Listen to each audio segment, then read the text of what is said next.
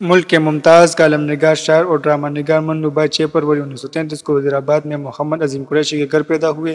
منو بھائی کا اصل نام منیر احمد قریشی ہے۔ ان کے دادا میاں غلام حیدر مسجد میں امام تھے، لیکن امامت کے سلسلے میں وہ کچھ بھی نہیں لیتے اور کتابوں کی جلدسازی اور ہوش نویسی سے گزارا اوقات کرتے تھے۔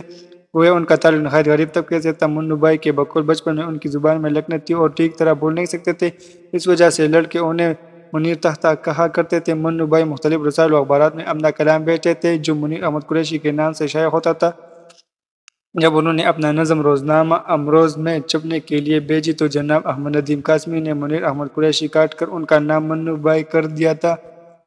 تب سے یہی نام چل رہا ہے۔ دلدار پرویز بھٹی نے ایک بار پھر ان سے پوچھا تھا کہ بھابھی آپ کو کس نام سے پکارتی ہے تو انہوں نے بے ساختہ کہا تھا دلدار کے نام سے منو بھائی کہتے تھے۔ میرے لیے فخر کی بات ہے کہ مجھے منو بھائی کا کلمی نام احمد ندیم قاسمی نے دیا تھا۔ 1954 میں روزنامہ امروز لاہور میں میری پہلی تحریر کی اشاعت کے وقت انہوں نے بطور ایڈیٹر اپنا قلم سے میرا اصلی نام منیر احمد قریشی کاٹ کر منو بھائی رکھ دیا تھا۔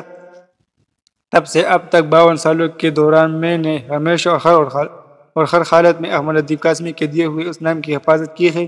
اس نام کو بدنام ہونے سے بچانے کی جہاں تک ہو سکتا تھا بھرپور کوشش کی ہے، جس میں شاید کسی حد تک کامیاب بھی رہا ہوں۔ نام کو بدنام ہونے سے بچانے کی کوشش میں کامیابی کا بہت سارا کریڈٹ بھی احمد ندیم قاسمی کو جاتا ہے کہ انہوں نے مجھے صحافت کے میدان میں لاتے ہوئے اور راولپنڈی میں امروز کا نامہ نگار مقرر کرتے وقت بدنام کو بدنام ہونے سے بچانے اور نیک نامی کی راہ پر چلنے کا ایک آسان نسخہ مرحمت فرمایا تھا کہ اپنا پوٹا چوٹا رکھو گے تو زیادہ بھوک نہیں لگے گی، اپنے منہ سے بڑا نوالا منہ میں ڈالنے کی کوشش نہیں کرو گے تو یہ نوالا تمہارے گلے نہیں پچے گا۔